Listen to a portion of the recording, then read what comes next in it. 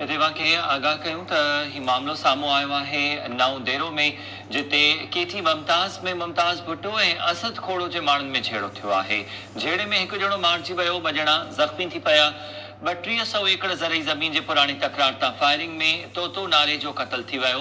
मुकीम नारे जो ऐं अमीन भुट्टो ज़ख़्मी थिया आहिनि। नओं देरो वेझो केटी मुमताज़ वारे इलाइक़े में मुमताज़ भुट्टो ऐं असद खोड़ो जे माण्हुनि में झेड़ो थियो। हिकु ॼणो इन झेड़े में मारिजी वियो आहे, 2 ॼणा ज़ख़्मी थिया आहिनि। 3200 एकड़ ज़रई ज़मीन जे पुराणी तकरार तां फायरिंग थी आहे। तफ़सील सां मालूम कयूं था टाइम न्यूज़ रिपोर्टर नूर मोहम्मद सुमरो खां। नूर मोहम्मद, इलाइक़े जी सूरतहाल कीअं आहे हिन वक़्तु? वारे इलाइक़े केटी मुमताज़ थाणे जी हद में 3200 एकड़ ज़रई ज़मीन जे मालिकियत सरदार मुमताज़ अली खान भुट्टो ऐं सरदार असदुल्ला खोड़ो विच में तकरार हलंदड़ आहे।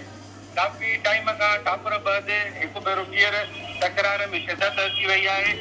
फायरिंग के नतीजे में मोहम्मद उर्फ तोतल नारे जो क़त्ल थी वियो आहे, जॾहिं त 2 ॼणा अमीर भुट्टो ऐं हिकु ॿियो ज़ख़्मी थी पिया आहिनि। ॿिन्ही ज़ख़्मियुनि खे हद जी पुलिस नौंदेरो अस्पताल खणाई आई आहे, जॾहिं त लाश वाक़े वारे हंधि पियल आहे।